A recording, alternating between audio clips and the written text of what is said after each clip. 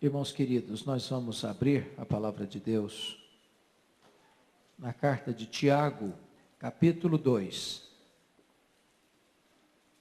Carta de Tiago, capítulo 2.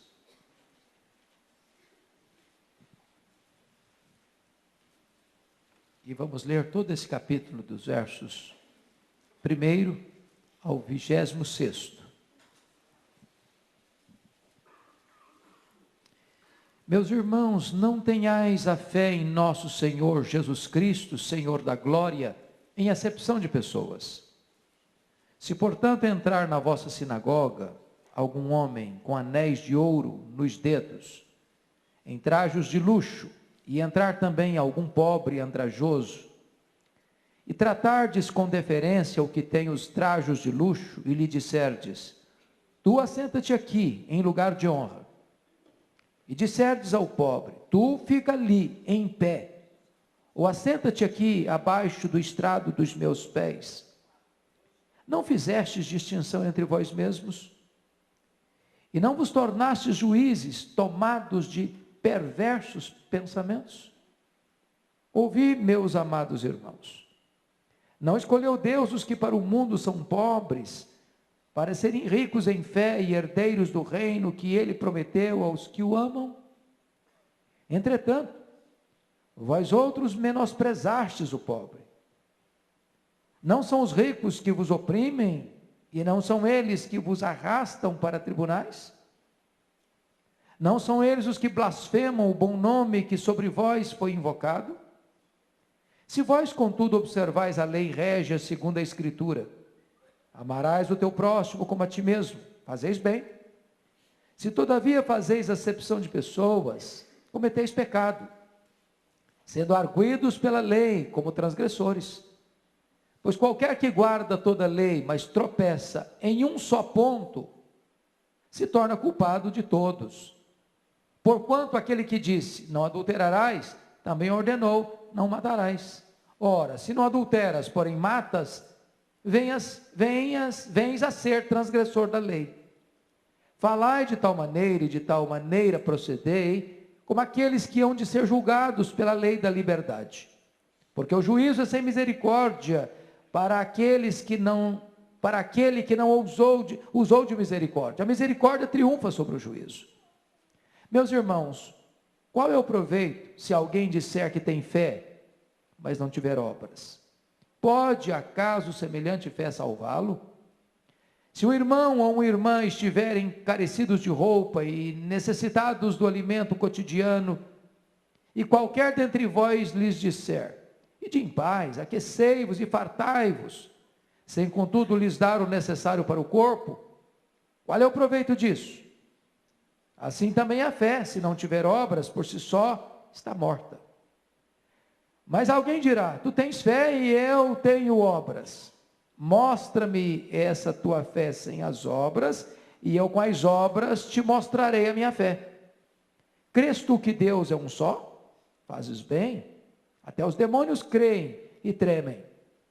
Queres, pois, ficar certo, ó homem insensato, de que a fé sem as obras é inoperante?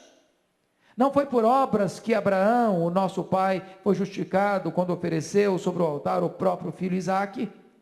Vês como a fé operava, juntamente com as suas obras. Com efeito, foi pelas obras que a fé se consumou.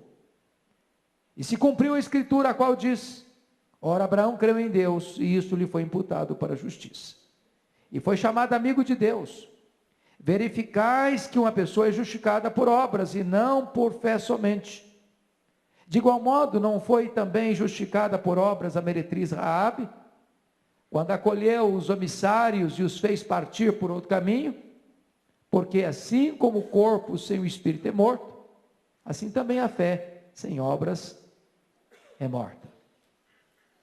Eu acho que a palavra do pastor Abelardo já serve de exórdio, de introdução para esta fala nesta noite. Eu quero hoje conversar com vocês sobre a fé verdadeira e a fé falsa.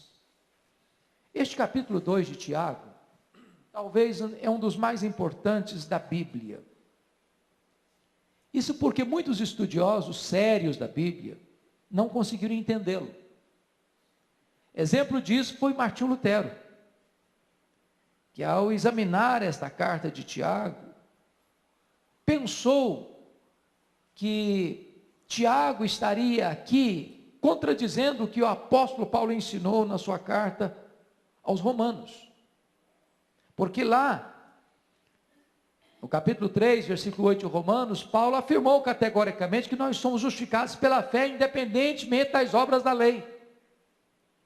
E aqui, Tiago está dizendo no verso 24, verificais que uma pessoa é justificada por obras e não por fé somente. Lá, em Romanos 4, e você pode conferir isso, os versos 2 e 3, Paulo diz, porque se Abraão foi justificado por obras, tem de que se gloriar, porém não diante de Deus, pois que diz a Escritura, Abraão crê em Deus, isso lhe foi imputado para a justiça. Mas aqui no verso 21, Tiago diz, não foi por obras que Abraão, o nosso pai, foi justificado quando ofereceu sobre o altar o próprio filho Isaque. E numa leitura rápida, superficial, perfunctória, rasa, a impressão é que há uma contradição irreconciliável aqui. Isso levou Martinho Lutero a chamar a carta de Tiago de carta de palha. Mas a pergunta é, será que de fato Tiago está contradizendo Paulo? E a resposta é um sonoro não. Paulo falou que a causa da salvação é a justificação pela fé, independentemente das obras. Ele está olhando para a causa da salvação e diz, é fé. Tiago está olhando para a evidência da salvação, para a evidência da fé verdadeira, e diz, a evidência é obra. Paulo olha para a causa da salvação e fala da fé. Tiago olha para a consequência da salvação e diz, é obra. Aliás, Paulo tratou disso lá em Efésios 2, 8 a 10, quando ele diz, pela graça sois salvos, mediante a fé. Isso não vem de vós, é dom de Deus, não de obras, para que ninguém se glorie, pois somos feitura dele, criados em Cristo Jesus, para as boas obras. De tal maneira que a base da salvação é a graça, o instrumento da salvação é a fé, e a prova e o resultado da salvação são as obras. João Calvino dizia que a salvação é só pela fé, mas a fé salvadora não vem só, não vem só. A evidência da fé são as obras. Então a pergunta que Paulo levanta é esta: como a salvação é recebida? A resposta é, pela fé somente. A pergunta de Tiago era, como essa fé verdadeira é reconhecida? E a resposta é, pelas obras. Assim Tiago e Paulo não estão se contradizendo, eles se completam, Somos justificados diante de Deus pela fé, mas somos justificados diante dos homens pelas obras. Só Deus pode ver a nossa fé, mas os homens só podem ver as nossas obras. Então eu quero tratar com vocês de 4 coisas aqui hoje. Primeiro, a fé testada. Segundo, a fé morta. Terceiro, a fé dos demônios. Quarto, a fé verdadeira. Vamos ver em primeiro lugar a fé testada. Isso está nos versos 1 a 13 de Tiago, capítulo 2. Tiago está dizendo aqui nesta epístola que nós nascemos da palavra, capítulo 1, verso 18. Nós ouvimos a palavra, capítulo 1, versículo 19. Nós acolhemos a palavra, capítulo 1, verso 21. Mas nós devemos também praticar a palavra, capítulo 1, versículo 23. Então notem isso. Você nasce da palavra, você ouve a palavra, você acolhe a palavra, você pratica a palavra. Já dissemos que Tiago é uma carta prática, é o Provérbios do Novo Testamento. Esse é o propósito dele. E aqui ele levanta algumas questões. Como é que nós podemos testar a nossa fé? para saber se ela é uma fé genuína? E a resposta de Tiago é: você pode testar a sua fé para saber se a sua fé é genuína, dependendo da maneira como você se relaciona com as pessoas. E o primeiro teste está aí no versículos 1 a 4. Ele cria uma situação.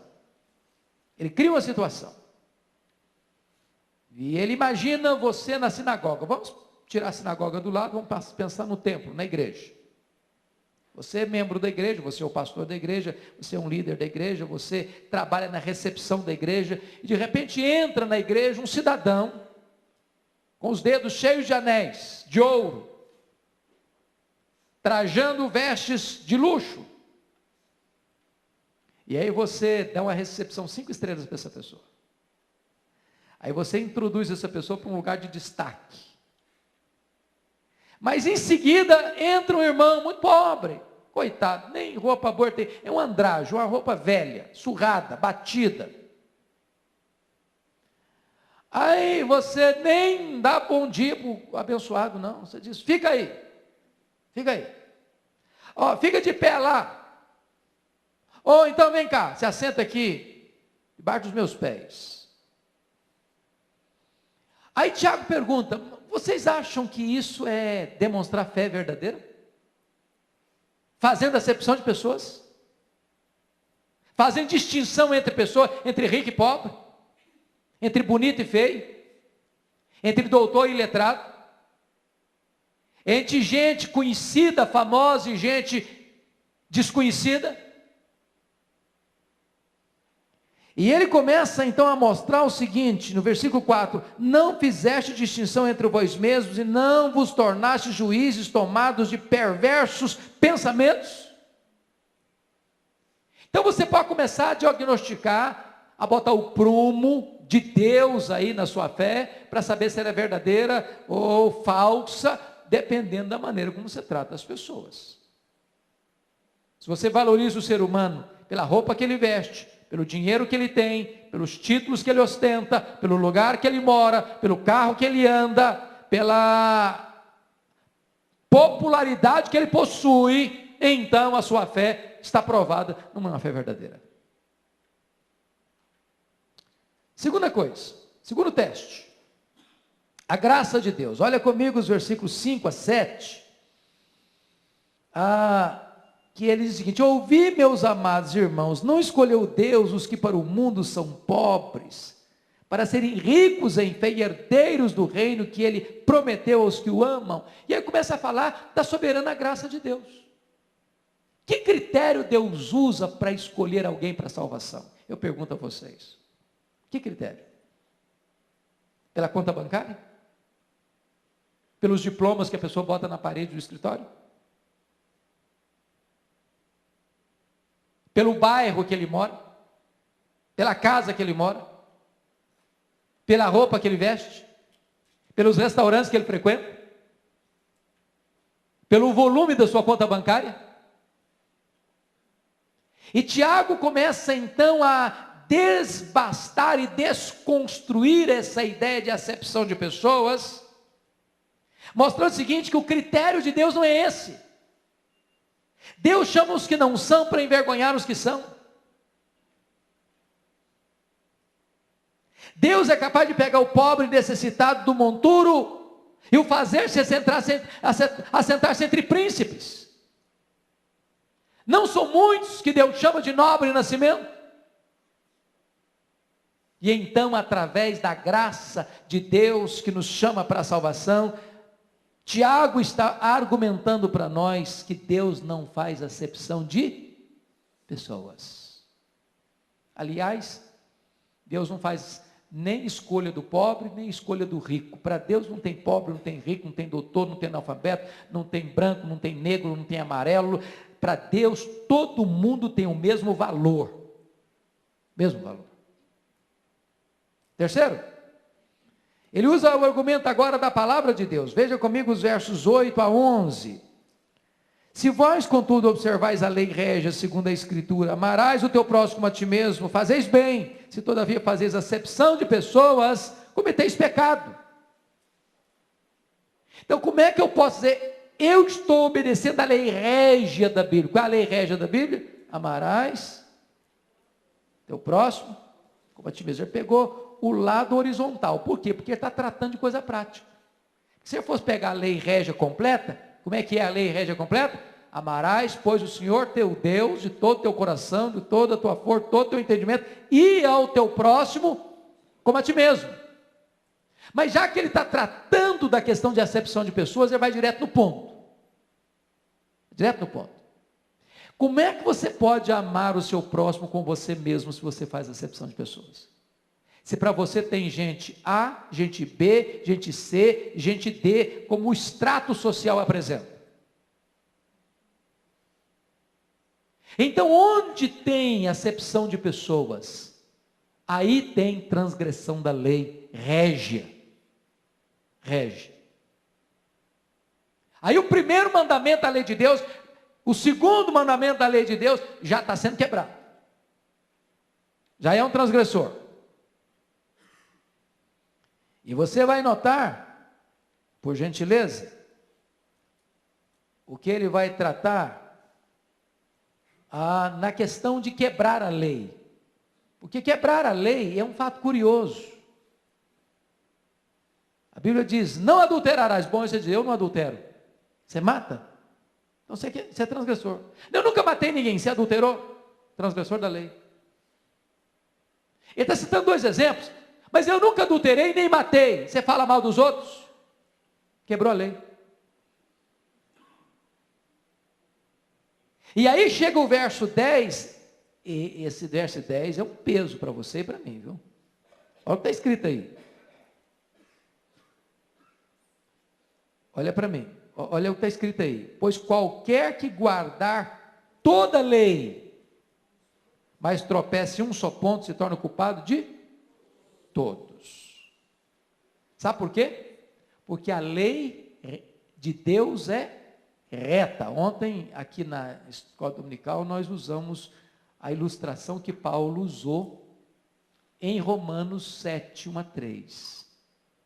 Que a mulher está ligada ao marido enquanto o marido vive. Portanto, se enquanto o marido vive, ela se ligar a outro homem, ela é considerada adúltera. Mas se morrer o marido, ela está livre para casar com outro. Só que Paulo ali não estava falando de casamento, ele estava falando da lei. Ele está ilustrando com o casamento, mas o assunto dele é lei. E na ilustração de Paulo, e me permita voltar um pouquinho, que vocês não estavam aqui, a maioria de vocês não estava aqui no domingo de manhã. A lei é o marido, você e eu somos a mulher. A lei é um marido perfeccionista. Perfeito, não erra nunca, é justo, é espiritual, é bom, é perfeito. Não, ele não faz concessão também, ele é muito perfeccionista. Só que você e eu, a mulher, somos atabalhoados, fazemos nada certo, bagunçamos tudo. E esse marido é tão bom, tão bom, tão bom que ele não morre. Ele não morre. Aí a mulher está encrencada, porque ela é atabalhoada, o marido perfeccionista, e ela não consegue se livrar dele, porque se largar dele para o outro, ela é adúltera. Aí Paulo argumenta o seguinte, sabe quem morre? É a mulher. A mulher morre.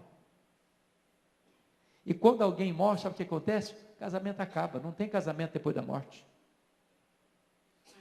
E quando essa mulher ressuscita, ela casa com um novo marido. Sabe quem é esse marido? Jesus Cristo. Nós morremos com Ele, ressuscitamos com Ele para uma nova vida. A lei exige perfeição total. 100%. 100%. Se você tropeça num único ponto, você é culpado de todos. É transgressor. É transgressor. E Tiago está dizendo o seguinte, quando você demonstra acepção de pessoas, você é um transgressor da lei. Transgressor da lei. Mas aí vem o julgamento, última parte aí, versículos 12 e 13. Confira aí. Falai de tal maneira, e de tal maneira procedei. Nota, falai e procedei, falar e fazer. Como aqueles que hão de ser julgados pela lei da liberdade. Ou seja, você tem que falar E tem que fazer.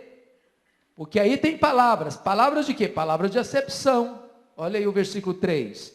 Ora, olha o versículo 3. Se tratardes com deferência o que tem os trajos de luxo e lhe disserdes, olha o falar aí, e lhe disserdes, tu assenta-te aqui em lugar de honra, e disserdes, olha o dizer outra vez, ao pobre, tu fica ali em pé, você está fazendo o quê? Acepção. Mas tem palavras de desprezo. Olha o versículo 6. Entretanto, vós outros menosprezastes o pobre. Então, volta lá, por favor, para o versículo 12. Falai de tal maneira, e de tal maneira procedei como aqueles que hão de ser julgados pela lei. Então, cuidado com o que você fala, cuidado com o que você faz. Você vai ser julgado pela lei. E qual o critério? Olha o verso 13, porque o juízo é sem misericórdia para com aquele que não usou de misericórdia. Então, notem isso. Você sabe se a sua fé é verdadeira? Como é que você trata as pessoas? Esse é o primeiro ponto que Tiago trabalha nesse capítulo. Segundo lugar, irmãos, vamos ver sobre a fé morta. Versos 14 a 17. A fé é um ponto fundamental no cristianismo. O pecador é salvo pela fé. O justo vive pela fé. Sem fé é impossível agradar a Deus. O que não é feito com fé é pecado, diz a Bíblia. Mas o que é uma fé morta? O que é uma fé morta? Versículo 14. Você pode ler comigo 14? Vamos juntos? Meus irmãos, qual é o proveito se alguém disser que tem fé, mas não tiver obras? Pode acaso semelhante fé salvá-lo? O que está acontecendo aqui? O que é uma fé morta? Uma fé morta é uma fé que tem uma prática divorciada da piedade. É uma fé divorciada da prática da piedade. O que é uma fé divorciada da prática da piedade? Eu creio. Eu defendo essa verdade, eu defendo essa doutrina, eu defendo esse dogma, eu defendo esse princípio, eu defendo essa verdade. E a pergunta é: você vive aquilo que você crê? Você pratica isso? E se isso está apenas no seu acervo intelectual, ou isso é prática, isso é vida, isso é ação? Porque se há um abismo entre o que você fala e o que você vive, entre o que você crê e o que você pratica, entre o que está no seu intelecto e o que está na ponta dos seus dedos, essa fé é morta. Essa fé é morta. Segundo, uma fé morta, ela é meramente intelectual. É um assentimento intelectual. O que é isso? Eu sei que Deus existe, eu sei que Ele criou, eu sei que o pecado entrou no mundo, eu sei que pelo pecado veio a morte, eu sei que Jesus Cristo veio ao mundo, eu sei que Ele nasceu da Virgem Maria, eu sei que Ele cresceu numa carpintaria, eu sei que Ele morreu numa cruz, eu sei que Ele ressuscitou, eu sei que Ele vai voltar para o céu, eu sei que Ele derramou o Espírito Santo, eu sei que Ele vai voltar, eu sei que tem céu, eu sei que tem inferno, eu creio no juízo final, eu creio em tudo isso. Ok. Isso é assentimento intelectual, isso não é fé. Do mesmo jeito que eu sei que Dom Pedro I existiu, que Napoleão Bonaparte existiu, que Nero existiu, que o apóstolo Paulo existiu. Isso é assentimento intelectual. Então a fé verdadeira, ela não é apenas uma fé de conhecimento histórico de verdades concretas das Escrituras. O que é uma fé morta? É uma fé ineficiente. Olha comigo aí, versículos 15 a 17. Você pode ler comigo? Se um irmão ou uma irmã estiverem encarecidos de roupa e necessitados de alimento cotidiano, e qualquer dentre vós lhes disser: ide em paz, aquecei-vos e fartai-vos, sem contudo lhes dar o necessário para o corpo, qual é o proveito disso? Assim também a fé, se não tiver obras, por si só, está morta. O que é uma fé ineficiente? Se você notou aí, uma fé morta, ineficiente. O que é? Ele ilustra com duas coisas básicas. Que coisas básicas? Roupa e comida. Roupa e comida. Alguém bate a sua porta com fome. Precisa de um prato de comida. Ou 7 graus à noite em São Paulo. Passa lá na sua porta. Você passa perto dele, sentindo frio, pede ajuda e diz: Deus te abençoe. Vá em paz. Se aqueça neste inverno, e que o resto vocês complementam.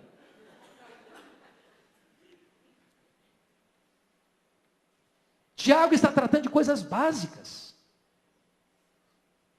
Ou seja, eu não posso expressar em Deus uma fé genuína se eu só nego ao próximo o básico.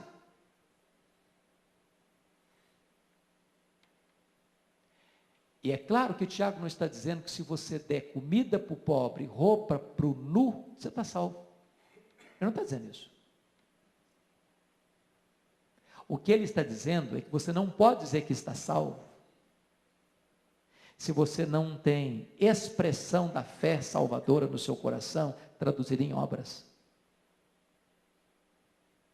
Essa fé que só está no discurso, mas não está na prática, é uma fé ineficiente, ela está morta. Portanto, olha o verso 20 comigo, ela é inútil. Queres, pois, ficar certo, ó homem insensato, de que a fé sem as obras é inoperante. Ela é inútil, inoperante, vale nada. Ela é discurso. Ela é teorema. Ela é dogma. Mas mais do que isso, ela é incompleta. Olha o verso 22. Vês como a fé operava juntamente com as suas obras.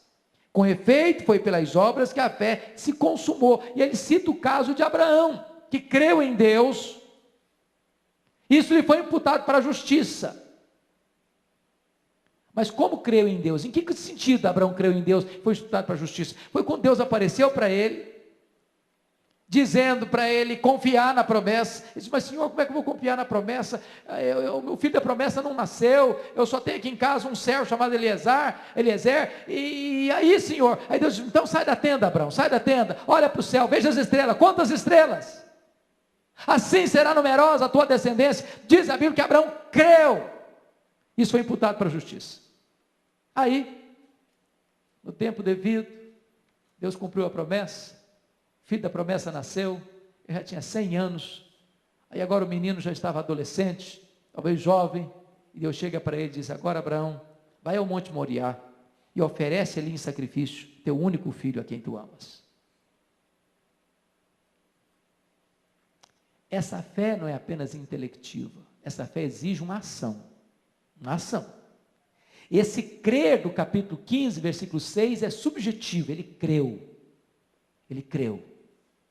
E quando ele creu no seu coração que Deus lhe daria um filho, sem ainda ter um filho, ele já estava velho, e ele creu, isso é algo que está aqui dentro.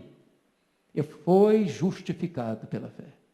Foi atribuído como justiça. Mas agora Deus aparece para ele, o menino está ali, na frente dele, carne da sua carne, osso dos seus ossos. Vai lá e oferece esse menino em sacrifício. Exige o quê? Ação, obra, trabalho. E aí o que Tiago está dizendo?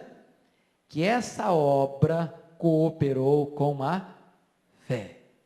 Em outras palavras, essa obra atestou a fé. Esta obra confirmou a fé. Esta obra pôs um selo de verdade e de pureza sobre a fé. Esta obra demonstrou que a fé não era apenas um acendimento intelectual, mas era algo profundo, genuíno e verdadeiro.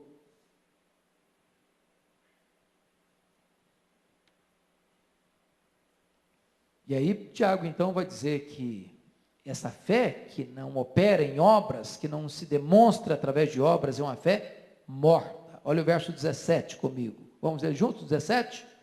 Assim também a fé, Se não tiver obras, por si só está morta. Agora veja o verso 26. Vamos juntos? Porque assim como o corpo sem espírito é morto, assim também a fé sem obras é morta. Ele ilustra agora. Muito bem. Dito isto, vamos olhar agora a fé dos demônios. Você pode ler o verso 19 comigo? Vamos juntos? Crês tu que Deus é um só? Fazes bem. Até os demônios creem e tremem. Muito bem. Vamos entender isso aqui. Qual é a essência da fé morta? A fé morta fica apenas no campo intelectual. Eu creio, mas eu não ajo.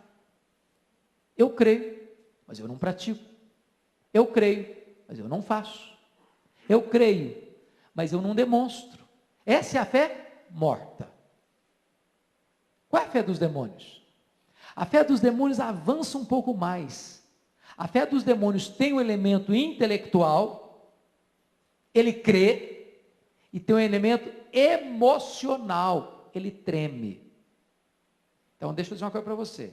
Os demônios estão mais adiantados em termos de fé que muitos crentes.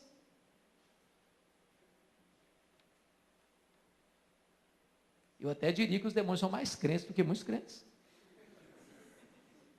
Porque na fé dos demônios tem dois elementos. Tem o intelectual, eles creem e eles tremem. Agora notem. Os demônios, no que eles creem? O que eles creem? Veja comigo 19. Crês tu que Deus é um só? Fazes bem, parabéns. Os demônios fazem o mesmo. Em primeiro lugar, os demônios são ortodoxos. Nesse quesito são ortodoxos. Eles não são politeístas. Eles creem que Deus é um só. Eles poderiam recitar o Shema hebraico. Ouve, ó Israel, o Senhor nosso Deus é o único Senhor. Os demônios recitam o Shema sem problema. Segundo, os demônios creem na divindade do Senhor Jesus Cristo. Está lá em Marcos 3,11. Também os espíritos imundos, quando viam a Jesus, prostravam-se diante dele e exclamavam: Tu és o Filho de Deus. Tem muito teólogo liberal aí que não chega aos pés dos demônios. Negam a divindade de Cristo.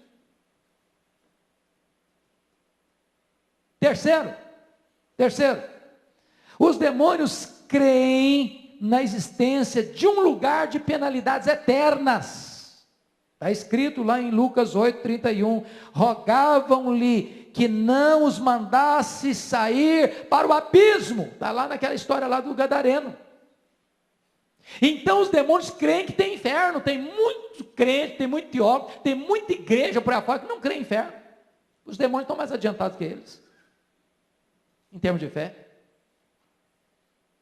Mais do que isso, os demônios creem que Cristo é o supremo juiz que os julgará. Aquele endemoniado gadareno diz: não nos atormentes antes do tempo. Sabe que tem um tormento para eles. Sabe o que Tiago está querendo dizer para nós aqui, irmãos? É que nós temos que testar a nossa fé. Provar a nossa fé.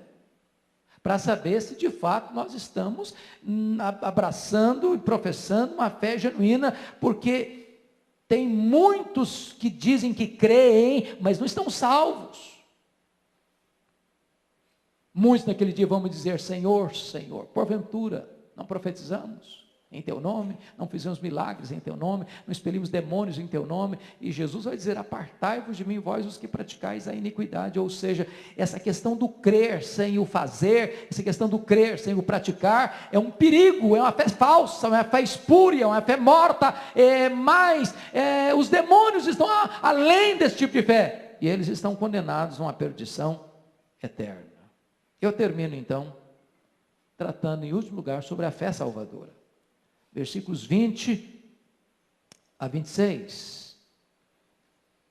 E aqui é importante entender, irmãos, como a nossa fé, ou a fé salvadora, está baseada na palavra de Deus. Veja comigo aí os versos 22 a 25.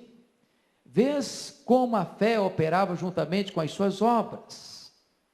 Com efeito, foi pelas obras que a fé se consumou, e se cumpriu a escritura, a qual diz: ora, Abraão creu em Deus, isso lhe foi imputado para a justiça, e foi chamado amigo de Deus. E aí, no verso 25, ele cita um outro exemplo de Raabe, a meretriz. Quando acolheu os emissários, os fez partir por outro caminho. Aí Tiago faz questão de trabalhar o seguinte: a fé verdadeira, a fé genuína, ela tem dois componentes. Primeiro componente, eu creio. Há um assentimento intelectual. Há uma confiança.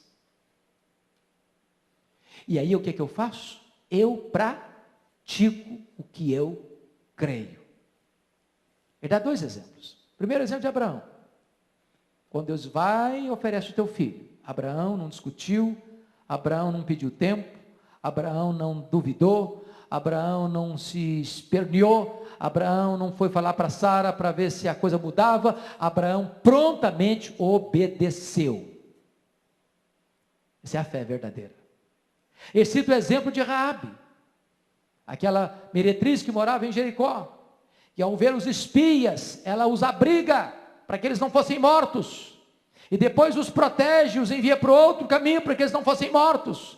Ela agiu entendendo que eles eram enviados de Deus, que era projeto de Deus dar aquela terra ao povo da aliança, ao povo de Israel. E desta maneira, Tiago está dizendo que a fé, ela é operante, ela crê e ela obedece e ela faz. Ela vai para a ação.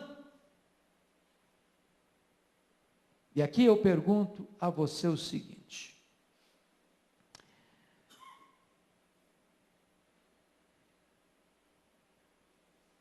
as obras, como a salvação, foram determinadas por Deus para a nossa vida desde os tempos eternos. Deus nos destinou para a salvação antes da fundação do mundo. Isso é projeto eterno de Deus. Mas as obras também. Somos feitura dele, criados em Cristo Jesus para as boas obras. Então pense comigo. Será que só a salvação, nós somos destinados só para a salvação? Se o projeto eterno de Deus funciona com respeito à salvação, não funcionaria com respeito às boas obras? Se Deus me destinou para a salvação, e eu creio que eu estou salvo, porque Deus me destinou, e eu criei, e eu fui lavado, e eu fui remido, e eu nasci de novo, e eu fui selado, e eu estou sendo santificado, eu serei glorificado, e está tudo certo, porque Deus planejou, e o plano de Deus não pode ser frustrado, amém, glória a Deus, é verdade. E com respeito às boas obras, eu fui destinado por Deus, em Cristo Jesus, para as boas obras. E a tese de Tiago é essa: você quer saber se a sua fé é verdadeira? Entenda isso, ela está demonstrando ser verdadeira pelas obras? O que você vive evidencia a sua fé? O que você pratica exemplifica a sua fé? As suas obras são o avalista da sua fé? Você pode ler um versículo da Bíblia comigo? 2 Coríntios 13:5. 13:5. Eu termino aqui e faço algumas perguntas práticas para encerrar para você. 2 Coríntios 13:5.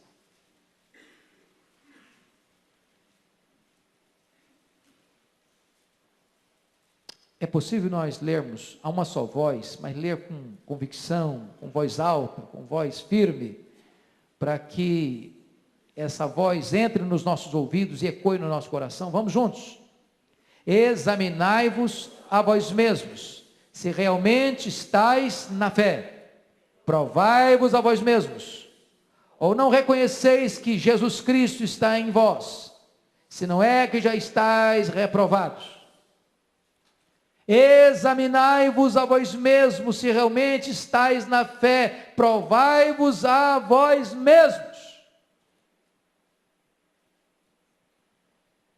É muito mais fácil provar os outros, não? Ser juiz do outro é mais fácil. Acho que fulano é crente, não.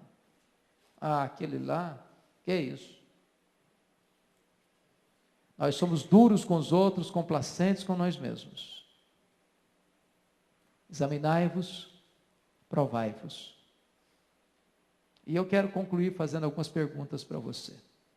Houve um tempo para você checar a sua fé. Houve um tempo na sua vida em que você, sinceramente, reconheceu o seu pecado diante de Deus? Segundo, houve um tempo em sua vida em que seu coração fortemente desejou fugir da ira vindoura? Terceiro, houve um tempo em que você verdadeiramente compreendeu que Cristo morreu pelos seus pecados,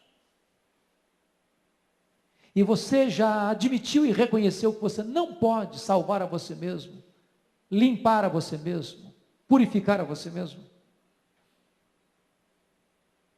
Houve um tempo já na sua vida em que você pode afirmar que, sinceramente, você já se arrependeu de seus pecados? Quinto, houve um tempo em sua vida em que você pode afirmar que, de fato, você depositou a sua plena confiança no Senhor Jesus Cristo? Sexto, houve um tempo em sua vida em que você pode verificar que houve uma mudança sincera, profunda no seu viver? Sétimo, hoje, ardentemente você deseja viver para a glória de Deus? Oitavo, verdadeiramente você pode afirmar que você tem prazer na intimidade de Deus? Quinto, nono, melhor, último, você aguarda ansiosamente a volta de Jesus? Seu coração está lá em cima, seu tesouro está lá em cima, sua pátria está lá em cima, sua casa está lá em cima, sua herança está lá em cima. Provai-vos, examinai-vos. Que Deus nos ajude a não ter uma fé morta. Que Deus nos ajude a não ter apenas a fé dos demônios que crê e treme. Que Deus nos ajude a ter uma fé verdadeira, que se evidencia pelas obras. Que Deus nos abençoe. Amém. Vamos ficar em pé e vamos orar.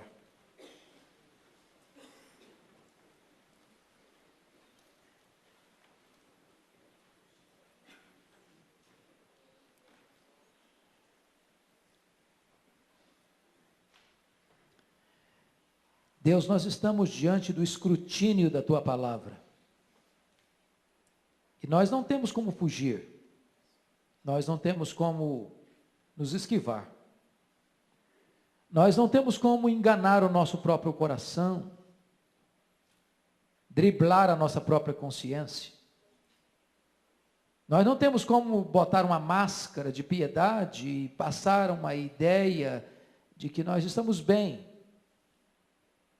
pois Tu sondas o coração, Tu conheces a verdade no íntimo. E o que nós pedimos nesta noite, Deus, é que Tu coloques o Teu prumo em nós, que Tu nos ajudes a fazer uma autoavaliação, honesta, profunda, sincera, não para chegarmos ao desespero, não para afundarmos nas águas turvas do medo, não para flagelarmos a nossa alma com o látego da culpa, não para nos atormentarmos